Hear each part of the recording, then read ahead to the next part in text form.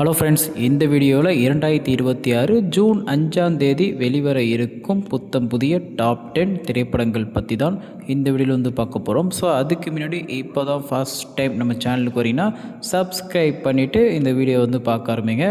So கண்டிப்பாக உங்களுக்கு பிடித்த போல் இந்த வீடியோ வந்து இருக்கும்.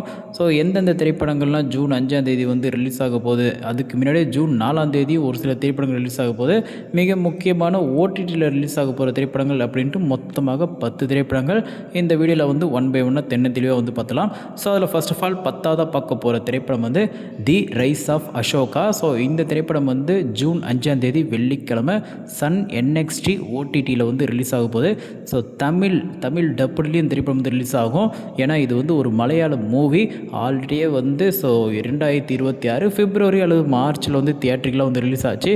அதன் பிறகு ஒரு சில ஓடிடியில் வந்து ரிலீஸ் ஆச்சு அப்படின்னு சொல்லியிருந்தாங்க. பட் அகைன் சன் NXTயில் வந்து இப்போ வந்து ரிலீஸ் ஆகுது.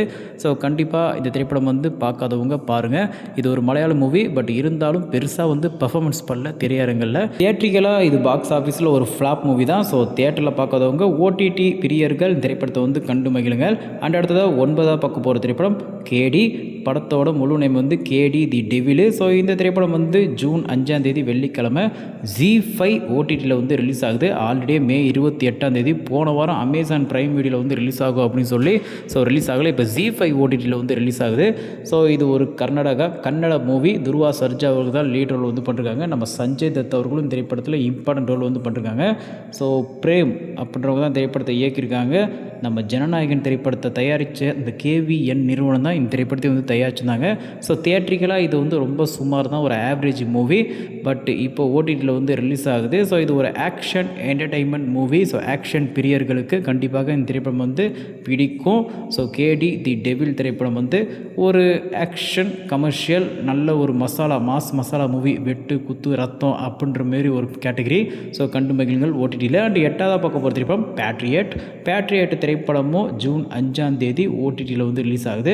அது எந்த ஓடிடினா ZEE5 ஓடிடியில் வந்து ரிலீஸ் ஆகுது. நம்ம மெகா ஸ்டார் மம்முட்டி, அதேமாரி லாலிட்டன் மோகன்லால் இணைந்து நடித்த திரைப்படம். மேலும் திரைப்படத்தில் வந்து நம்ம ஃபகத் ஃபாசில் இருக்கார், ஜெய்சூர்யா இருக்காங்க, நயன்தாரா, அதேமாரி ரேவதி உட்பட பல பேர் நடிச்சிருக்காங்க. ஸோ இது வந்து தியேட்ரிக்கலாக வந்து பெருசாக எக்ஸ்பெக்ட் பண்ணேன். ஸோ இப்போ திருஷ்யம் 3 எம்பூரானதுக்கு முன்னாடி ஸோ அந்தமாரி திரைப்படம்லாம் வந்து எப்படி கலெக்ஷன் பெறுது பார்த்தீங்களா. ஸோ அந்தமாரி நினச்சேன். பட் இருந்தாலும் இது வந்து ஒரு 150 கோடி கூட வசூல் செய்யலை. ரொம்ப ஒரு பிலோ ஆவரேஜில் ஒரு ஆவரேஜ் கேட்டகரி தான். ஏன்னா இது ஒரு பெரிய பட்ஜெட் ஹை பட்ஜெட் மூவி. அதுவும் 2 பிக்கெஸ்ட் ஸ்டார் இணைந்து நடிக்கிறாங்க. கூட ஜெய்சூர்யா இருக்கார், ஃபகத் ஃபாசில் இருக்கார். ஆனால் தியேட்டருக்கெலாம் பெருசாக போகலை. இப்போ ஓடிடியில் வந்து ரிலீஸ் ஆகுது. ஸோ தியேட்டருக்கெலாம் பார்க்காதவங்க ஓடிடியில் கண்டு மகிழுங்க. ஸோ தமிழ்லையும் பேட்ரியட் திரைப்படம் வந்து ரிலீஸ் ஆகுது. மெகா ஸ்டார் மம்முட்டி, மோகன்லால், எப்படிப்பட்ட ஒரு பிக்கெஸ்ட் ஸ்டார் கேஸ்ட்டு. ஸோ நான்லாம் ஒரு 500 கோடியாவது வந்து அடிக்கும் அதிகப்படியாக நினச்சேன். பட் எப்படி சொல்கிறதுன்னு தெரில. மறுபடியும் நான் சொன்னதே தான் வந்து சொல்லிகிட்ருக்கேன். இருந்தாலும் பரவாயில்லை. ஸோ தமிழில் திரைப்படம் வந்து டப் ஆகி இப்போ ஓடிடியில் வந்து ரிலீஸ் ஆகுது. ஸோ தமிழ் மட்டும் இல்லாமல் பேன் இந்தியா லெவலில் இந்த திரைப்படம் ஓடிடியில் ZEE5 ஓடிடியில் ஜூன் 5 வெள்ளிக்கிழமை வந்து ரிலீஸ் ஆகுது. ஸோ கண்டிப்பாக பாருங்கள். இதுவும் ஒரு ஆக்ஷன் என்டர்டெயின்மெண்ட் த்ரில்லர் மூவி தான். பட் இது வந்து தியேட்டருக்கெலாம் பெருசாக போகல. அண்ட் அடுத்ததாக 7ஆவதாக பார்க்க போகிற திரைப்படம் 29. நம்ம ரத்னகுமார் அவர்கள் திரைப்படத்தை வந்து இயக்கியிருந்தாங்க. 29 திரைப்படம் வந்து ஜூன் 5 வெள்ளிக்கிழமை நெட்ஃப்ளிக்ஸ் ஓடிடியில் வந்து ரிலீஸ் ஆகுது. ஸோ இந்த திரைப்படம் வந்து தியேட்டருக்கெலாம் வந்து பெருசாக வந்து பர்ஃபார்மன்ஸ் பண்ணலை. ஸோ அவங்க எல்லாத்தையும் தெரியும் நினைக்கிறேன். ஏப்ரல் எண்டிங்லேயோ இல்லை மே ஃபஸ்ட் வீக்லேயோ வந்து ரிலீஸ் ஆச்சு. ஸோ தியேட்டருக்கெலாம் இது வந்து பெருசாக வந்து பர்ஃபார்மன்ஸ் பண்ணல. கொஞ்சம் கவரில் ரொம்ப ஆவரேஜ் அல்லது பாக்ஸ் ஆஃபீஸில் ஒரு தோல்வி திரைப்படம் தான் 29 திரைப்படம். பட் இப்போது இந்த திரைப்படம் வந்து ஓடிடியில் வந்து ரிலீஸ் ஆகுது. ஸோ கண்டு மகிழுங்கள் இந்த திரைப்படத்தை ஓடிடியில். இது ஒரு நல்ல ஒரு லவ் கான்செப்ட். அண்ட் அடுத்த 6ஆவதாக பார்க்க போகிற திரைப்படம் மோலிவுட் டைம்ஸு. ஸோ இந்த படத்தோட பேரே வந்து மோலிவுட் டைம்ஸ் தான். ஜூன் 5ஆம் தேதி இந்த திரைப்படம் வந்து தியேட்டருக்கெலாம் வந்து ரிலீஸ் ஆகுது. ஃபர்ஸ்ட் ஆஃப் ஆல் இது வந்து ஒரு மலையாள மூவி, கேரள திரைப்படம். கேரளா திரைப்படத்திற்கு எப்போவுமே வந்து தமிழ் ஆடியன்ஸும் வந்து பக்கபலமாக சப்போர்ட்டாக வந்து இருப்பாங்க. ஸோ கேரளா மூவிலாம் எத்தனை படம் வந்து இங்கே பிளாக் பஸ்டர் ஹிட் அடிச்சிருக்குன்னு சொல்லவே தேவையில்ல. இப்போ திருஷ்யம் 3 கூட சக்கு போட்டுட்ருக்கு. அதுக்கு முன்னாடி வாழை 2 வந்து செம்மையாக போட்டுட்டுருந்துச்சு இந்த வருஷத்துலேயே. ஸோ மஞ்சுபல் பாய்ஸ்லேருந்து கேரளா மூவி அப்படின்னாலே வந்து நம்ம கோலிவுட் தமிழ் ஆடியன்ஸுக்கும் வந்து ஸோ ரொம்ப பிடிக்க ஆரம்பிச்சிச்சு. ரொம்பவே வந்து ஸோ விரும்பி பார்க்குறாங்க. அந்த வகையில் திரையரங்கில் ரிலீஸ் ஆகி இது எந்த அளவுக்கு பர்ஃபார்மன்ஸ் பண்ண போகுது அப்படின்னு வெயிட் பண்ணி பார்க்கலாம். அண்ட் அடுத்ததாக 5வது பார்க்க போகிற திரைப்படம் சம்ஹாரம் அப்படின்ற ஒரு தமிழ் திரைப்படம் வந்து ஸோ ரிலீஸ் ஆக போகுது. இந்த திரைப்படத்தை ராம் பிரபா அப்படின்றவங்க வந்து இயக்கியிருக்காங்க. ஜூன் 5ஆம் தேதி ஸோ இந்த திரைப்படம் வெள்ளிக்கிழமை ரிலீஸ் ஆகுது. ரொம்ப சிறிய பட்ஜெட் மூவி தான். போஸ்டரே வந்து பெருசாக வந்து கிடைக்கல. ஸோ எதிர்பார்த்த அளவுக்கு திரையரங்கெலாம் வந்து கிடைக்கல, அதையும் சொல்லிக்கிறேன். ஸோ ஏதோ கிடைச்ச திரையரங்கில் இந்த திரைப்படம் வந்து ரிலீஸ் ஆகுது. அண்ட் அடுத்த 4ஆவதாக பார்க்க போகிற திரைப்படம் வந்து இரட்டையர். ஸோ இரட்டையர் அப்படின்ற ஒரு திரைப்படமும் ஜூன் 5ஆம் தேதி திரையரங்கில் வந்து ரிலீஸ் ஆகுது. ஸோ இதில் வந்து நம்ம அபிநயா அவர்கள் தான் வந்து லீட் ரோல் பண்ணிருக்காங்க. இரட்டையர் திரைப்படத்தை இயக்குனது ஜெகதீஷ் அப்படின்ற ஒரு புதுமுக இயக்குனர் தான் வந்து இரட்டையர் திரைப்படத்தை வந்து இயக்கியிருக்காங்க. ஸோ 2 குழந்தைகள், ஸோ பார்க்க இரட்டை வேடம், ஸோ அதனால தான் வந்து இரட்டையர் அப்படின்னு வந்து வச்சுருக்காங்களா என்னன்னு தெரியல. ஸோ போன வருஷம் வந்து 11 அப்படின்ற ஒரு சூப்பரான ஒரு த்ரில்லர், ஒரு டியூவல் சப்ஜெக்ட் மூவி செம்மையாக வந்து ஒரு ஹிட் அடிச்சுது சைலண்ட்டாக வந்து. ஸோ அந்தமாரி இந்த இரட்டையர் திரைப்படமும் வந்து எந்த அளவுக்கு வந்து பர்ஃபார்மன்ஸ் பண்ண போகுது அப்படின்னு வெயிட் பண்ணி பார்க்கலாம். ஸோ இதுவும் ஓரளவு ஜஸ்ட் கொஞ்சம் திரையரங்கில் தான் வந்து ரிலீஸ் ஆகுது. ஏன்னா இதுவும் ஒரு ஸ்மால் பட்ஜெட் மூவி தான். ஏதோ கிடைச்ச திரையரங்கில் ரிலீஸ் ஆகுது. எனிவே ரிலீஸ் ஆகி எந்த அளவுக்கு பர்ஃபார்மன்ஸ் பண்ண போகுது அப்படின்ட்டு வெயிட் பண்ணி பார்க்கலாம். அண்ட் அடுத்ததாக 3ஆவதாக பார்க்க போகிற திரைப்படம் வந்து சன்னிதானம் P.O. சன்னிதானம் P.O.வா என்னன்னு தெரியலை. ஸோ இந்த திரைப்படத்தில் நம்ம யோகி பாபு அவர்கள் தான் லீட் ரோல் பண்ணிருக்காங்க. ஆனால் இந்த திரைப்படத்தில் சித்ரா அவர்கள்லாம் வந்து நடிச்சிருக்காங்க. சித்ரா அவர்கள்லாம் நம்ம இதயம் படத்துலேருந்தே பார்த்துட்ருக்கோம். ஸோ இவங்களும் ஒரு இம்பார்ட்டன்ட் ரோல் வந்து பண்ணுறாங்க சன்னிதானம் திரைப்படத்தில். ஸோ யோகி பாபுவை எத்தனை படங்கள் வந்து ஹீரோவாக முக்கிய கதாபாத்திரத்தில் நடித்தாலும் சொல்கிற அளவுக்கு ஒரு திரைப்படமும் பெருசாக ஓட மாட்டுது, உங்களுக்கே தெரியும்னு நினைக்கிறேன். பட் இருந்தாலும் இவர் தேடி நிறையா திரைப்படங்கள் வந்துட்டு இருக்கு அப்படின்னு கண்டிப்பாக சொல்லலாம் ஆஸ் அ ஹீரோவாக. ஸோ இந்த சன்னிதானம் திரைப்படத்தை அமுதம் அப்படின்றவங்க வந்து இந்த திரைப்படத்தை இயக்கியிருக்காங்க. அமுதன் சாரதி அப்படின்றவங்க. ஸோ வெயிட் பண்ணி பார்ப்போம் இந்த திரைப்படம் வந்து ரிலீஸ் ஆகி எந்த அளவுக்கு வந்து பர்ஃபார்மன்ஸ் பண்ண போகுது அப்படின்ட்டு. ஸோ இதுவும் ஓரளவு திரையரங்குகள் தான் வந்து ரிலீஸ் ஆகுது. ரொம்ப அதிக திரையரங்கெலாம் வந்து ரிலீஸ் ஆகலை. ஜஸ்ட்டு கிடச்ச திரையரங்களில் இப்போ பார்த்த திரைப்படங்களுக்கு இது கொஞ்சம் பெட்டர். ஏன்னா வந்து ஸோ இது கொஞ்சம் ஸ்க்ரீன் டூல்லாம் வந்து கொஞ்சம் நிறைய திரையரங்கில் வந்து ரிலீஸ் ஆகும். அதுவும் 4 காட்சிலாம் வந்து கிடையாது, ஒரு 2 காட்சி அல்லது ஒரு காட்சியில் தான். சன்னிதானம் அப்படின்ற ஒரு தலைப்பு கொஞ்சம் நல்லா இருக்குது. பட் யோகி பாபு திரைப்படம் வந்து ரீசெண்டாக எந்த திரைப்படமும் வந்து பெருசாக வந்து பர்ஃபார்மன்ஸ் பண்ண மாட்டுது ஸோ திரையரங்கில். ஸோ ரிலீஸ் ஆன பிறகு இந்த திரைப்படமாவது ஹிட் அடிக்குதான்னு வெயிட் பண்ணி பார்க்கலாம். அண்ட் அடுத்ததாக 2ஆவதாக பார்க்க போகிற திரைப்படம் வந்து நம்ம பரிமளா அண்ட் கோ. ஸோ அந்த பரிமளா அண்ட் கோ திரைப்படத்தை பாண்டிராஜ், நம்ம டைரக்டர் பாண்டிராஜ் அவர்கள் தான் வந்து இயக்கியிருக்காங்க. ஸோ ஒரு அன்எக்ஸ்பெக்டட் அப்படின்னு கண்டிப்பாக சொல்லலாம். ஏன்னா ரீசெண்டாக ஸோ இவரோட டைரக்ஷனில் கார்த்தி நடித்த கடைக்குட்டி சிங்கம், அதேமாரி சூர்யா அவர்கள் நடித்த எதற்கும் துணிந்தோம், லாஸ்ட்டாக வந்து நம்ம விஜய் சேதுபதி அவர்கள் நடித்த ஸோ அந்த திரைப்படம் என்ன தலைவன் தலைவி சிவகார்த்தினை வைத்து நம்ம வீட்டு பிள்ளை அப்படின்னு பெரிய பெரிய படங்கள்லாம் வந்து இயக்குனவர். இப்போ வந்து நம்ம ஜெயராம் அவர்களை வைத்து ஒரு லீட் ரோலில் இந்த திரைப்படத்தை இயக்கியிருக்காங்க. ஸோ ஜெயராம் அவர்களுடன் இணைந்து ஊர்வசி அவர்கள் நடிச்சிருக்காங்க. ஸோ பஞ்சதந்திரம் திரைப்படத்தில் காம்பினேஷன் செம்மையாக இருக்கும். ஸோ ரீயூனியன் அப்படின்னு கண்டிப்பாக சொல்லலாம். ஸோ இவர்களுடன் இணைந்து மிஷ்கின் இருக்கார், நம்ம சாண்டி மாஸ்டர் கூட இருக்கார்.